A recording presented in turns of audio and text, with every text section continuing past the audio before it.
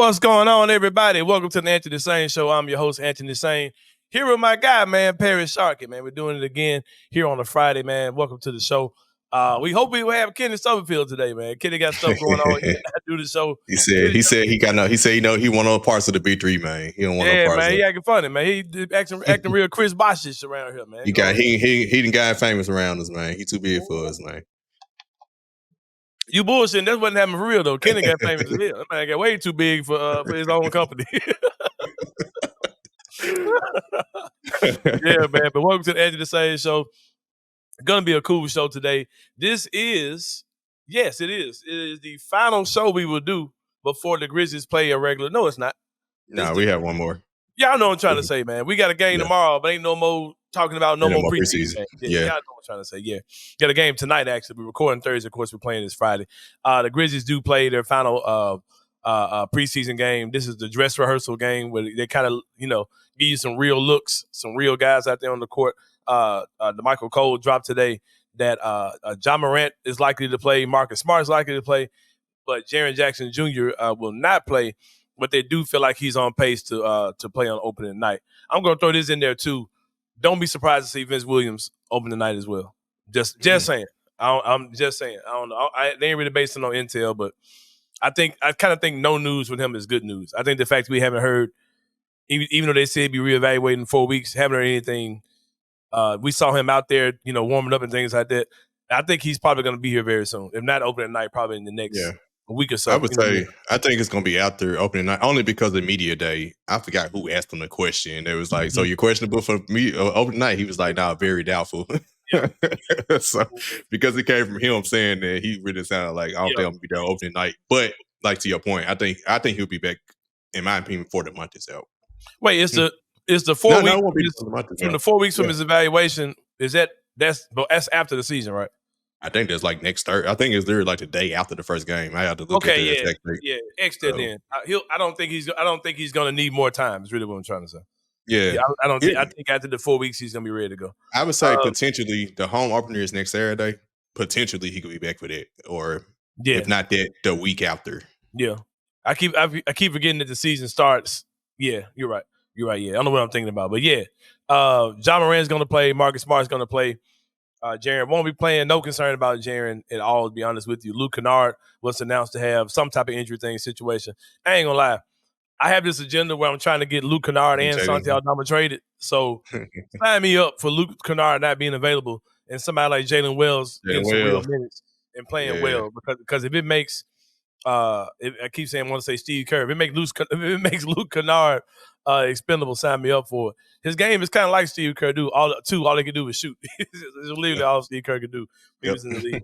But sign me up for that, man. Sign me up for that. I love what Luke brings to the game, but he's got to actually bring it to the game. We've made him. We've kind of made him we've kind of made him a conceptual basketball player. When he's in theory, he does a lot of things, but we aren't really seeing a lot of those things on the court. But yeah, shout out to Jalen Wells, who's had a great preseason as well. In other news, the Grizzlies signed 2 more guys to the team on Exhibit 10 deals. Have not released. I haven't seen them announce who's been released.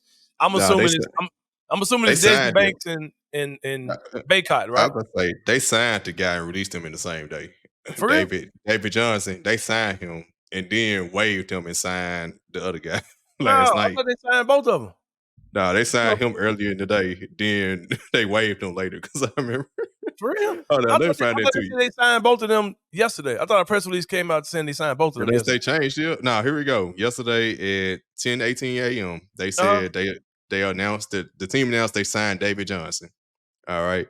Later on today, at 8:32 p.m. the same day on October 16th, the team announced Grizzlies announced the team signed Miles Norris and waived David Johnson. The guy they just signed 10 hours prior. These are just guys that getting in to get camp deals or whatever. But anyway, to get for the hustle or whatever. Okay, yeah, he's on the hustle. I misunderstood. I thought they signed. I thought they were saying that both of them were signed yesterday. Okay, they waived him after signing him like 10 hours before. So Yuki's still around. Rick Fox Jr. is still around. The Pereira dude, whatever his name is, he's still around. You might say Rick Fox Jr. He showed like Rick Fox. No. There's a super strange narrative about it coming down to get the final spot. I don't think that's a real thing. I think if Yuki wants a two-way deal, he's going to get a two-way deal here. The Grizzlies have always had some slight undersized point guard with the hustle team, and I think that's pretty much who he is. I like to say this too, man. I talked about this a little bit when we had Tyler Cole Roach on, how I'm kind of two-sided, but I'm probably way more towards this actually happening than not happening. I understand the narrative that people are saying that Yuki is an international talent. He's got a buzz, and he probably won't take a deal with a two-way contract or whatever. Yeah, two-way. So there's a big side of me that says, no, it's just not true. I don't think that has to be true. I think that narrative kind of, lacks context when people say that. Because we have to remember that when he signed the deal with us, we had a full roster at the time. We still had Zaire Williams on the team. Derrick Rose was still on the team. And I want to say that all our two-way contracts were full. We ended up rid of the buff dude. Can't think of his name. I forget his Trey Jemison. We ended up getting rid of him, but at the time we were, fully stacked. And they signed to, an Exhibit 10 deal. So he knew then what the current situation was. So I don't think he would have came here unless he saw us as being a gateway to him to get into the NBA. Like we talked about the other day, let's not talk about like FIBA. It just means good FIBA play means these guys are ready for the league, because Ronnie Hollis Jefferson was literally looking like Kobe Bryant, but he didn't get signed by anybody. But I would say also to your point about Yuki, to that point, I was thinking the same thing. Like when he signed here, how he signed here, on a team that he wasn't expected to make anyway. He signed super early. You remember that news? He signed way early. That was early, yeah. And now y'all talking about he too big of a star internationally. He would never sign here if he right. I think he signed here for a reason. I think it's just down a matter of formality now. I think he's going to be on a two-way with the Grizzlies, and I think this is going to be super dope. And I'll be taking some trips down to South Haven to see Yuki. Also, since last time we had a show, Scottie Pippen Jr. did sign a full roster deal. People, for some reason, think I'm upset about that. That's not. I don't really get emotional about that type of stuff at all, about guys that are at the end of our roster. My only take when it came to Scottie Pippen Jr. is not that he was a bad player, and not that he doesn't deserve not that he's not an NBA caliber player. He's definitely that. It was just the timing of it. I saw no need to rush to sign him or to cut or to waive Derrick Rose to sign him like people were saying at one time. Hey, you had a second one too, man. Huh? The Michael Cole. Oh, what was I saying about the Michael Cole? No, just a picture of him. Oh, Scottie Pippen Jr., David Aldridge. Oh, yeah, that's his guy, man. That's his guy. Yeah, if he's the Ahmad Rashad to Scottie Pippen Jr. is Michael Jordan. Yeah, Ahmad Rashad. That's what I think about. Yep. Yeah. Like I think he's a good player. I just thought the timing was bad at the time when we had no roster spots open. People were saying cut Derrick Rose for him, and then when we got a roster spot, people said, "Oh, just sign Scottie Pippen Jr." It does feel like the Grizzlies are about to go into the season with the empty roster spot. I think if they when they signed Pip, if they were going to sign someone else, they would have done it. Would I've preferred to see J Huff get that 14th spot instead of Scottie Pippen Jr.? Yeah, I'll be honest with you. I would rather see J Huff get that spot, only because it adds to my trade Santi Aldama agenda. Because I think that J Huff can do a lot of the things that we credit Santi Aldama with doing.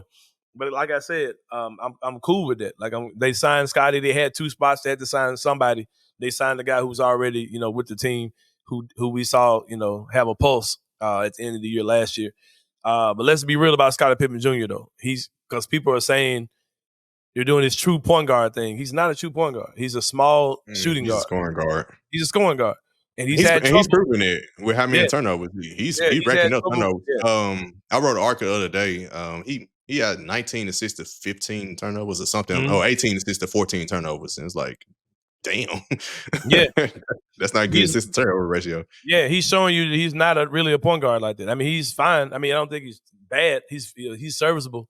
But he's not Tyus Jones. Like people keep saying Tyus Jones. He's not Tyus Jones. Tyus Jones was a true point guard for real. Right, he's a scorer. Yeah, Scottie Pippen Jr., like I've been saying for months, he's a little Mike Conley. He's a scoring guard, you know what I mean? And Mike Conley wasn't the best as far as assist to turnover ratio either, or just playmaking altogether. He was a scoring guard. He still is. He's a steady hand, but he's a scoring guard. Zach Edey. I'm on YouTube a lot, Perry Sharkey. I like to go to bed watching something on YouTube, right? Yep. There's a lot more Zach Edey video. on YouTube than there were after the draft.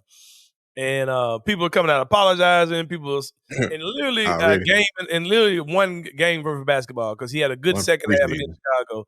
No, he had a good. It was second half. Second half. It was second half of Chicago. Yeah. Good first half against Indiana. He literally had one game worth of goodness, right? He's combined for almost 40 points in those two in that combined time. But he's you're talking about a small amount of time, and everybody's saying the same stuff. Why are we surprised that a guy who was this dominant in college basketball has found a way to do the same thing in the NBA? And I think you're going to see when the games are for real, because you can say, "Oh, it's just preseason." You can say it all you want, but basketball is basketball, man. And there are certain things that you see he's able to do where he will be able to score the ball in the paint in the NBA. Yeah. It's just about when he gets around. It's around the camaraderie, right? So he got that time with Yuki passing the ball, right? Now we need Ja Morant, Marcus Smart to do that, right? And it's just about the team gelling together when their full arsenal is there. Yeah. And Ja's going to find him in ways that Scottie Pippen Jr. non-passing ass can't do. That's just going to happen, bro. Ja's going to find him in ways, and he's going to be able to get two spots that Yuki little ass can't get to. Like, I'm telling you, bro. Yep. And the thing is, you could tell in their first game that – cut your volume down a little bit, Perry. You could tell in their first game that he was trying stuff he tried in college. Like, oh, there's somebody here. Oh, it's a body here. Oh, these dudes are a little faster. They can jump a little higher. But once he slowed down a little bit and realized, okay, I'm playing against pros now. I'm gonna cook y'all ass just like I was cooking these dudes in college basketball, man. And Zach Edey's been absolutely incredible. I cannot wait. I'm looking forward to this game tonight when he's playing with Ja, when he's playing with Marcus Smart, like you said, to see if we can get that transition. But the biggest mystery, we have not seen Jaren Jackson Jr. at all in the preseason. And I really think we could see some unfair basketball when Jaren gets out there. You know what I mean? Because we've seen everything, but there's this 7-foot power forward we have who can get to the basket, who can knock down threes, who's a defensive player of the year. There are things about his game that I can't wait to see. Because if you've seen Jaren, like his jump shot looks different. You saw that video that is going around. His jump shot looks different. All those things. Also, you got some motivation factors for him and Desmond Bain. ESPN, ESPN, 55. Yep. Yeah, I don't put much energy in it, and I hate when our fans just dwell on it. Yeah, as long as they do, man. If y'all feel away, hey, feel away, bro. I think Ja was like number 20, Bain was 60, Jaren was 55 or something like that. I would say this consistently across all the rankings I've seen, Ja Morant has been in like the 16 to 20 range. Jaren and Bain had typically been in the 40s. So ESPN got them the lowest. They both been in the 40s on every rank I've seen outside of ESPN. Yeah, I think we're going to show them something. I think we're going to show them something tonight in the preseason game against Miami. I hate we can't see Jaren versus Bam Adebayo. But yeah. If Bam even play. If Bam even plays, right. Sure, Jimmy won't play either. But yeah, it's going to be good stuff in FedEx Forum tonight. I may be in that joint. Who knows? I ain't paying for no tickets, but, we'll see. We'll see if I can come across some. We're going to take a break, man. When we come back, Big Dave from 901 Wrestling is going to join us. Did a quick interview with him. He's going to sit down with us and just talk about what's going on at Minglewood Hall this Sunday night. Another show for 901 Wrestling, a company, of course, that I do commentary for. Big show. The 901 Wrestling Classic starts this Sunday. The show starts at 5 o'clock. Kids get in free, man. With every general admission ticket purchase, a kid gets in free. Buy one ticket, kid gets in free. Buy another ticket, another kid gets in free. We can do it all night if that's what you want to do. But we will sit down with Big Dave, man, one of the guys who's making a return to the 901. Gonna have an interview with him, and we'll be back with more on the Anthony Sain Show. See you guys in a minute.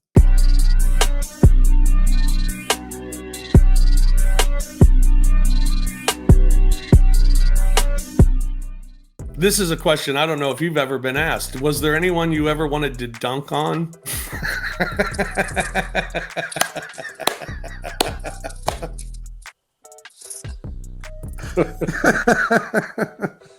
I'm sorry. I'm sorry.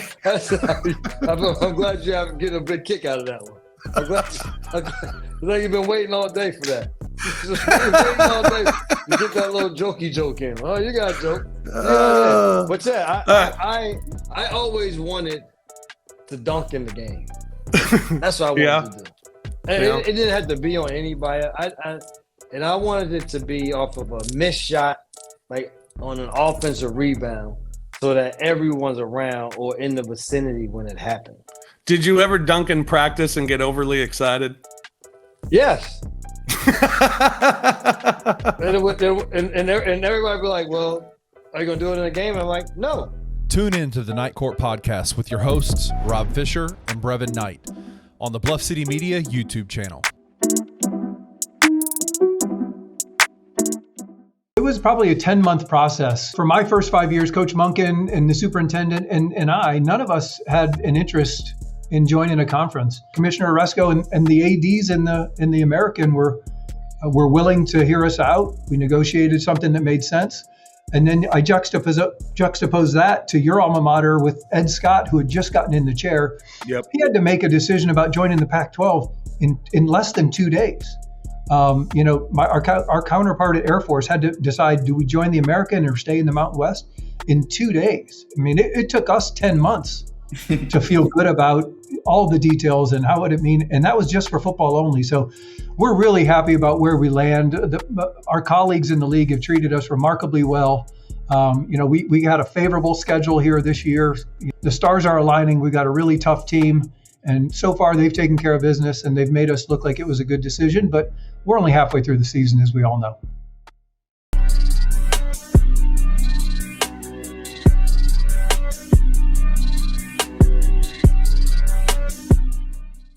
The 901 Classic is this Sunday at Minglewood Hall for 901 Wrestling. It's going to be an exciting show.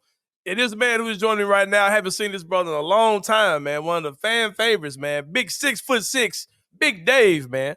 Out of Lick Skillet, Alabama, is in the building. Big Dave, what's going on, my brother?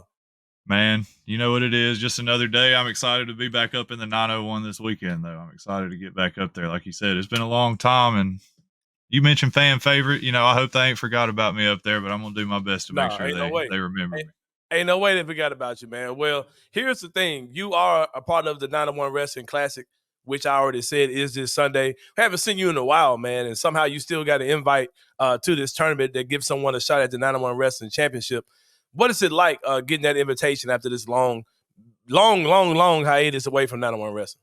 Man, after a hiatus like that, it's no secret to me the way this sport works. There's some power rankings going on. It matters what you do at a promotion, and it matters the impact that you're having, whether it be winning or whether it be losing when you go out there. And the fact that I haven't been there in so long, and Mr. Tommy Jack still felt the I don't know the word I'm looking for here, but I know for me it felt like an honor to receive the invitation from Mr. Tommy Jacks, Mr. 901 himself. So being able to come back up there after a hiatus and compete for a prize like the 901 Wrestling Championship in front of those 901 fans at Minglewood Hall, man, it feels great. I'm happy to be back up there, and I'm happy to be competing for something that means so much to the city and to Memphis wrestling. Well, you mentioned it's Memphis Wrestling, right? It's 901 Wrestling. It's a 901 Wrestling Championship, 901 Wrestling Classic. You're not from Memphis, you know what I mean? You're an Alabama guy, man, out there in Lick Skillet, Alabama. Skillet. To be exact, man. Shout out to Lick Skillet. But with that being said, like with the things that come with this being Memphis Wrestling and things like that, does that put you in a tough spot? I personally don't think that puts me in a tough spot because, it's no secret that Memphis wrestling is really probably the lifeblood of all of professional wrestling as a whole. Memphis, just from the history of Memphis, huge, rich with professional wrestling. I don't think it really hurts me not being from the city. I know there's guys there that are from around the area, that are from the city themselves. But I think coming in as an outsider and, like you said, still having that fan favorite attitude from the fans of the 901, I know that they rocking with me, so I'm rocking with them. You know what I mean? We can't wait to see you back, man, for sure. Well, your first round opponent, Tyler LeMaster, is a guy who made his debut in 901 Wrestling around about the same time that you did. You guys came in kind of around the same time. He's kind of willing to change the direction as far as his attitude and how he sees things in the territory. But he's a guy you've never actually gotten in the ring with. What are your concerns about facing him? A guy you don't really have much tape on. You've never fought him before. You got tape on him, but you never fought him. What are you looking forward to in that fight with Tyler Masters? Right. I think I'm looking forward to. I mean, I'm always looking forward to getting in there and putting the whoop down on somebody. But Right. I think with Tyler LeMasters, the tape that I've seen from his matches at the 901, he's a crafty little dude out there now. So I'm gonna have to watch out for some of that tomfoolery that he tries to mess around with from time to time. But hey, if there's one thing Tommy Jacks knows, when I first came into the 901, Tommy Jacks brought me in there to handle some problems. So I'll come up there and I'll handle a problem in the first round of the 901 Classic. Yeah, I'm looking forward to getting in there with Tyler. He's a great competitor, but he ain't the biggest man alive. You know what I mean? Yeah. Well, we know you're an everyday guy, man. You're out there in Lick Skillet, man, Alabama, doing your thing. Well, for people who don't really, I know who you are. I know what you bring. For people who don't know what to expect from Big Dave, what is the Big Dave experience like? The Big Dave experience. Let me tell you something. They gonna fire up some Leonard Skinner. I'm gonna get to jangling a cowbell around. Okay. I'm gonna come running out there. I'm gonna throw these two arms up in the air, and the party's gonna get to starting. But after that, all that stuff, that's over. Because I'm looking to win. At the end of the day, I'm looking to beat down my opponent, and I'm looking to win. So I'm looking to maybe punch him around a little bit. I know the fans of 901 remember what I can do with this right hand right here. So I'm looking to put a few of these on Mr. LeMasters. I feel you, brother. Well, for those people who haven't gotten their tickets yet for the 901 Wrestling Classic, which is this Sunday, October 20th, at Minglewood Hall, and of course, kids get in free. What do you have to say to the people who are being hesitant about getting those tickets, who haven't seen the Big Dave experience yet? Ooh, let me tell you something. The Big Dave experience will get right up there on you in the crowd. I'll drag somebody out there and I'll put him right down in the seat next to him, and I'll put the whoop down on him. So I don't really want to have the option of an empty seat to set him in. I'd rather have to put him right there in the laps of the fans. You know what I mean? But I want that place to be packed out. I think that if you're feeling hesitant about coming to 901 Wrestling, I think that you should go on YouTube. You should check out. I mean, you ain't even got to check me out. You can check out everybody else on the roster. You know what I mean? 901's got a full category out there. If you are in the Memphis area, anywhere close within driving distance, you want something to do on a Sunday, we got it for you. I'm with it, brother. I'm with it. Y'all come check him out. My man, Big Dave, puts on a show like few others I've seen come through 901 Wrestling, man. Check him out at Minglewood Hall this Sunday, man. Doors open at 4. Show starts at 5 p.m. Kids get in free with each and every general admission ticket purchase, man. If you got 20 kids, 10 of them getting in for free, man. That's how we do it at 901 Wrestling for you. We're going to get you in there, man. We're going to get you in there. We're about to take a break. When we come back, it's going to be more the Anthony Sain Show. See you guys in a minute.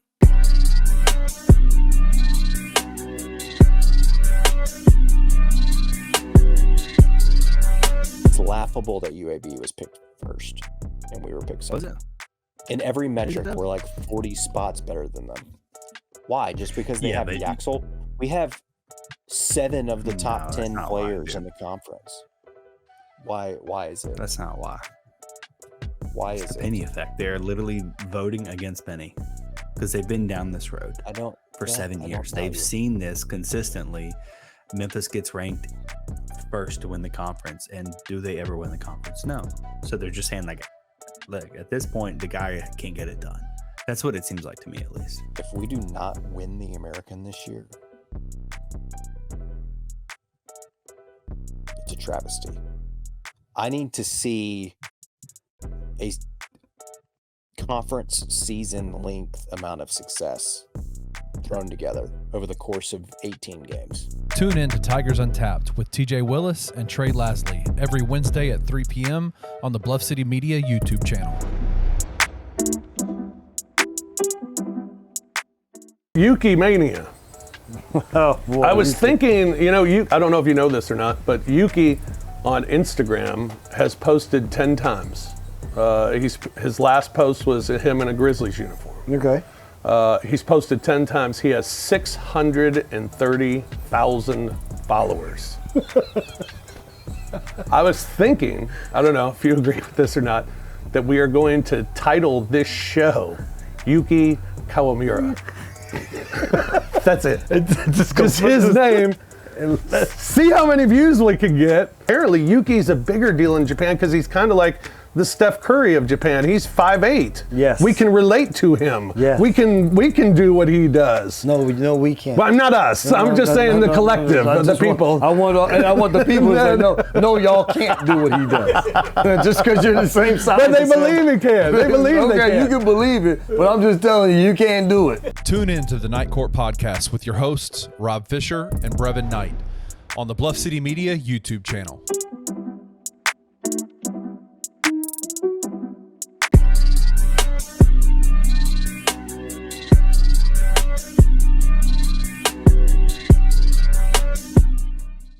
All right, y'all. Welcome back to the Anthony Sain Show. Here with my guy, Perry Sharkey. Shout out to my boy, Big Dave, man. Big country, 6'6", Alabamian, man, coming on to Minglewood Hall on Sunday at 5 p.m.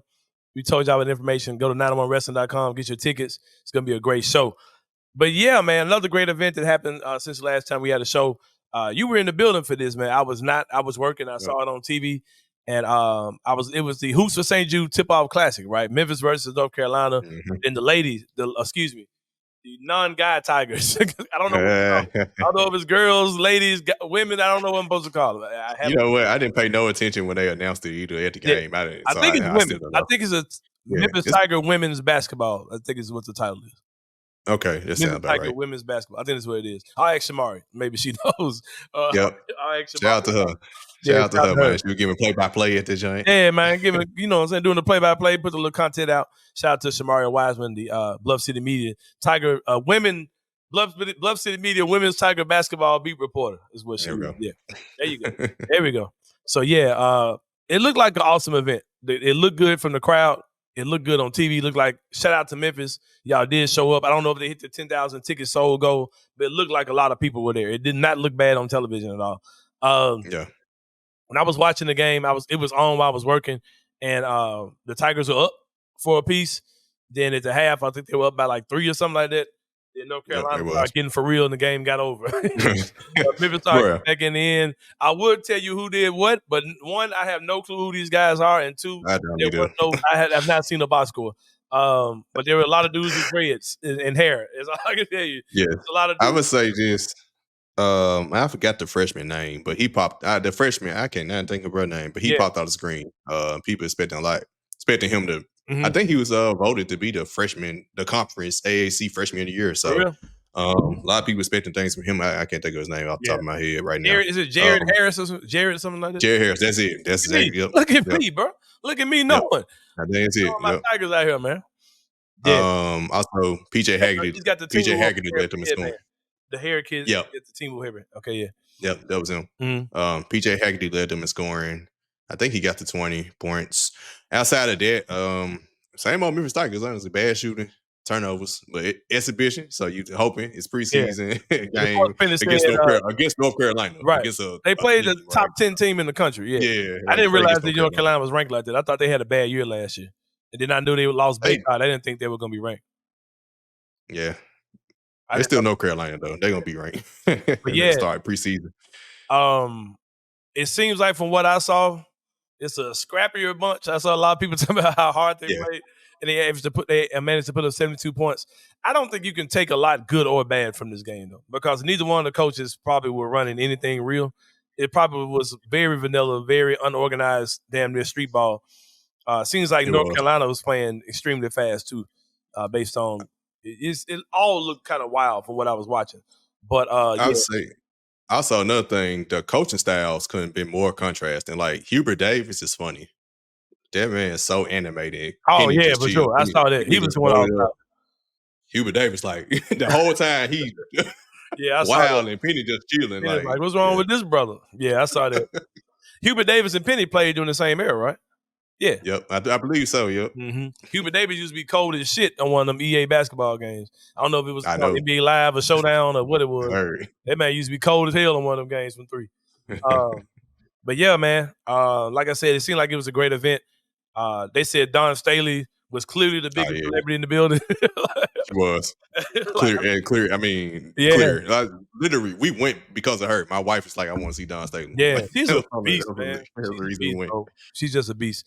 And I know that she gets kind of weird with the stuff with her face sometimes. I don't knock her for that. but it gets kind of comical. That is the thing that she does sometimes, stuff that she says. But she's a GOAT, bro. She is a GOAT. And that team's probably gonna win the national championship again. But I hope this event works out.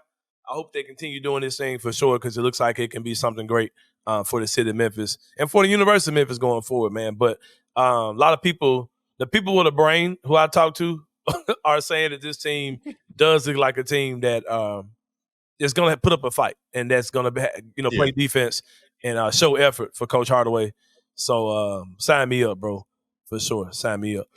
But I tell you what, Paris, we about to slide about this joint, man. It's been a good one. Another Anthony Sain show. Shout out to my boy Big Dave. Check him out. 901 Wrestling this Sunday, 5 p.m. Kids get in free. Go on 901wrestling.com to get your tickets.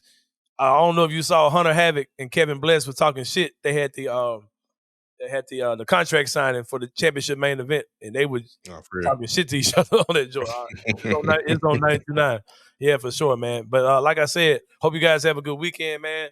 The fall weather is here. I'm about to put my hoodie on when I leave about this. Oh, yeah. I've enjoyed it. Oh, for sure. Gabe's got his last football game of the season. Get ready to head out and check that out, man, and enjoy the rest of my evening. For Paris Sharkey, it's Anthony Sain. We'll see you guys next week, and we out. Thank you for listening to the Anthony Sain Show. If you enjoyed this episode, leave a rating and a review wherever you download your podcasts. Also, like and subscribe to Bluff City Media's YouTube page. For comprehensive coverage of Memphis sports, head over to www.bluffcitymedia.co and find out how you can become an insider. We will see you back here next week.